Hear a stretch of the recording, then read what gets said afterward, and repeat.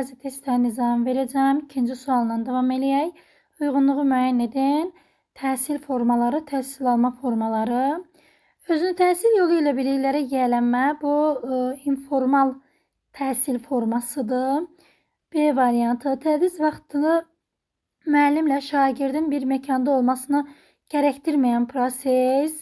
Bu distant təhsil alma formasıdır. Sonda dövlət sənədinin verilməsi ilə başa çatmır. Bu təhsil forması qeyri-formaldır. D-də fiziki qüsurlarından dolayı məktəbə gələ bilməyən şagirdlər üçün təşkil olunan təhsil, bu evdə təhsil alma formasıdır. E-də də deyir, ibtidai təhsil səviyyəsini vaxtından əvvəl bitirməyin mümkünlüyünü təmin edir. Bu da eksternal təhsil alma formasıdır. Deməli, uyğunlaşdırırıq. A-la C təhsil formasıdır. B, D, E təhsil alma formalarıdır. Doğru cavab burada olacaq D variantı. Bircə dəqiqə müəllimlər. Deməli, D variantı olacaq. Sonra digər suala baxırıq. 10-cu suala baxaq. Cədvələ əsasən uyğunluğu müəyyənləşdirin deyir. Tədris formasını sərbəst seçmək təhsil verənin hüququdur. Bəli, doğrudur. Burada doğrunun altından doğruyu götürürük. Yanlışın altından da yanlışı. Təhsil alanın özü qarşısından məsuliyyətini dərk etmək onun hüququdur. Deməli, hüququ deyil, vəzifəsidir. Ona görə bu yanlışdır. Yanlışlara baxırıq. Özünü təhsil yolu ilə biliklərə yiyələnmək qeyri-formal təhsildir. Qeyri-formal təhsil yox, informal təhsildir. Bu da yanlışdır. Dördüncüdə şagirdlər ümumi orta təhsil alması məcburidir. Bəli, bu doğrudur. İndi biz fikir veririk. Doğrunun altından doğruyu seçirik. Yanlışın da altından yanlış. Bu olacaq nə? 1 ilə 3 və E variantı. Sonra baxırıq 13-cü suala. Yenə cədvəl verilib.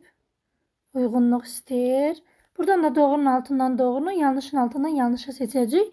Qeyri-formal təhsil alma formasıdır deyir. Qeyri-formal xeyr təhsil formasıdır. Bu yanlışdır. Distant təhsil alma formasıdır. Bəli, doğrudur. Sonra yanlışda deyir ki, üçüncüdə informal təhsil alma formasıdır. Xeyr, bu təhsil formasıdır. Sərbəst təhsil alma formasıdır.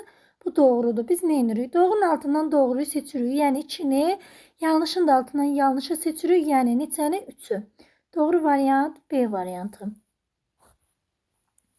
İndi isə 18-ci suala baxırıq. Klasteri tamamlayın deyir. Baxaq indi görək. Deməli, təhsil prosesinin təşkili, tədrisin keyfiyyəti, övladların dərsi davamiyyəti, təhsilə marağı və davranışı haqqında məlumat almaq valideynin hüquqlarından biridir. Biz yenə nə axtarırıq? Valideynin hüququnu axtarırıq. Baxaq.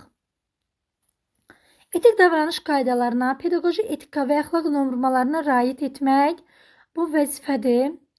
Hüquq deyil. Məktəb rəhbərliyi, məktəb psixoloqu və həmkarlıq ilə əməkdaşlıq etmək. Deməli, bu da əməkdaşlıq etmək, bunlar vəzifədir, hüquq deyil. Yetkinlik yaşına çatmayan övladları üçün təlim-tərbiyə müəssisəsini seçmək, bəli, bu deməli valideynin nə idi? Hüququdur. Doğru variant 18-də C variantı. Sonra baxırıq 25-ci suala. Daha doğrusu 22-ci suala. 22-ci sual cədvəldir yenə. Uyğunluğu istəyir. Yeni ixtisas almaq, staj keçmək, ixtisas və elmi dərəcəsini yüksəltmək təhsil verənin vəzifəsidir. Yeni ixtisas alırsa vəzifə deyil, hüququdur. Yəni almaya da bilər. İkinciyə baxırıq, mükafatlandırmaq, təltif olunmaq təhsil verən hüququdur. Bəli, hüququdur.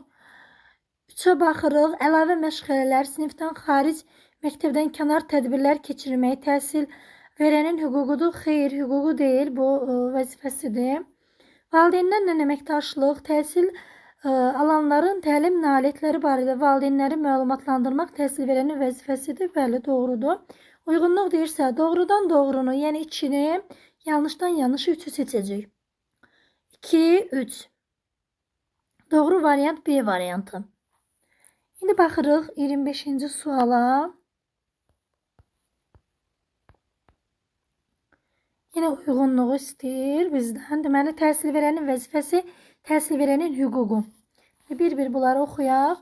Təhsil alanları fiziki və psixi zorakılığın bütün formalarından qorumaq, zərərli verişlərdən çəkindirmək, təhsil alanların təhlükəsizliyini və sağlamlığını mühafizəsində iştirak etmək bu təhsil verənlərin deməli vəzifəsidir. B-yə baxırıq. Təhsil haqqında Azərbaycan Respublikasının qanunu ilə müəyyən edilmiş qaydada sertifikatlaşdırmadan keçmək, bu da təhsil verənin vəzifəsidir. Təhsil müəssisəsini, tədris dilini, xarici dili, tam orta təhsil səviyyəsində təhsil təmayülü, tədris olunan dərsdənkənar məşğələləri sərbəst seçmək təhsil alanın hüququdur. Mükafatlandırmaq, təltif olunmaq təhsil verənin hüququdur. Əlavə məşğələlər, sinifdən kənar və sinifdən xaric və məktəbdən kənar tədbirlər keçirmək bu təhsil verənin vəzifəsidir. Təhsil müəssisəsində vəzifə tutmaq, seçilib vəzifələrə seçmək və seçilmək təhsil verənin hüququdur. İndi baxırıq, uyğunlaşdırma deyir bizə. Deməli, 1A, B, E, 2D, F. Doğru variant olacaq B variantı. Sonra baxırıq 29-cu suala. Uyğunluğu müəyyən edin deyir. Təhsil alanların hüquqları və təhsil verənlərin, həmçinin valideynlərin hüquqlarını soruşur. Oxuyaq. Yetkinlik yaşına çatmayan övladlar üçün təlim, tərbiyə müəssisəsi seçmək bu vəzifəsidir. Deməli, valideynin. B. Təhsil müəssisəsində vəzifə tutmaq, seçili vəzifələri seçmək və seçilmək. Bu təhsil verənin hüququdur. Təhsil prosesinin təşkilini, tədrisin keyfiyyətli, övladlarının dərsə davamiyyəti, təhsilə marağı və davranış haqqında məlumat almaq valideynin hüququdur. Mükafatlandırılmaq, təltif olunmaq, deməli, müəllimin hüququdur. Müvafiq icra hakimiyyəti orqanlarının müəyyən etdiyi qaydada biliyinin yenidən qiymətləndirilməsini tələb etmək bu təhsil alanın hüququdur. Deməli, uyğunlaşdırırıq. Baxaq. 1E, 2B və D, 3AC. Doğru variant C variantı olacaq. Baxırıq, sonra 31-ə baxaq. Yenə cədvəldir, uyğunluq istəyir. Cədvələ əsasən uyğunluğu müəyyənləşdirin. Deməli, təkrar sertifikatlaşmada iştirak etməyən şəxslər sertifikatlaşmadan keçməmiş hesab olunur. Bəli, bu doğrudur. Şərəf və ləyaqətinə hörmətlə yanaşmasını tələb etmək təhsil verənin vəzifəsidir. Təhsil verənin vəzifəsi deyil, hüququdur. Bu yanlışdır.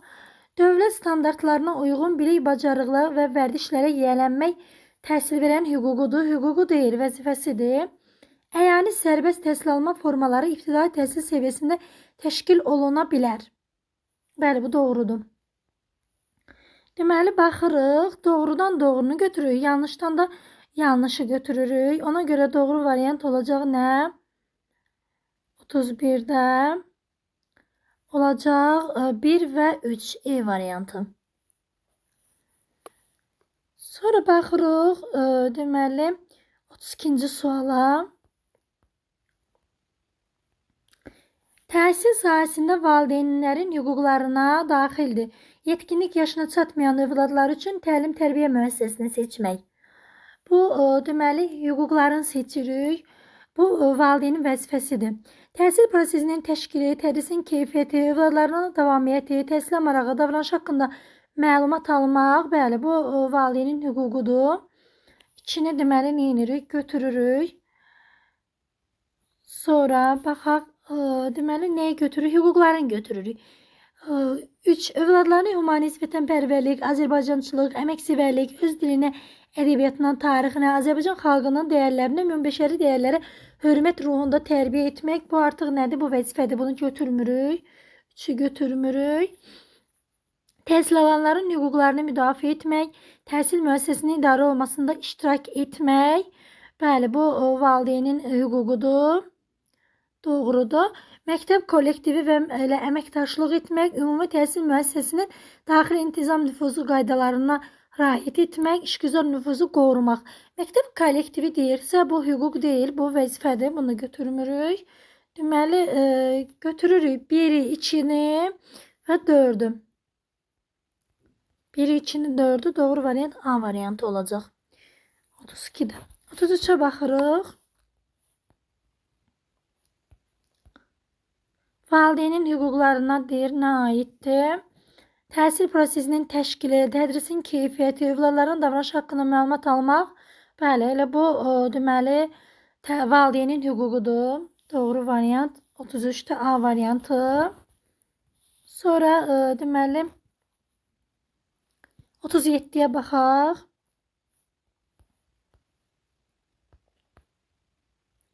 Uyğunluğu müəyyənləşdiririk. Təhsil alanların hüququ, təhsil verən hüququ.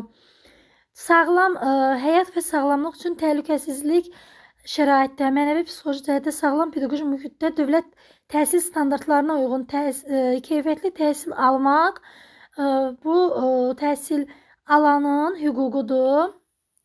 Deməli, bir oldu nə A? Təhsil müəssisəsini, tədris dilini, xarici dili, təmayülü, məşğələləri sərbəst seçmək, bu da deməli hüququdur, təhsil alanın hüququdur. Mükafatlandırmaq, təltif olunmaq, təhsil müəssisəsində vəzifə tutmaq, seçkili vəzifələrə seçmək və seçilmək. Bunlar isə təhsil verənlərin hüququdur. Deməli, doğru variant olacaq buradan 1 A, B, deməli 2 C, D. A variantı. Sonra 41'e baxırıq. Yox, 38'e baxırıq. Valideyn hüququna aid deyil.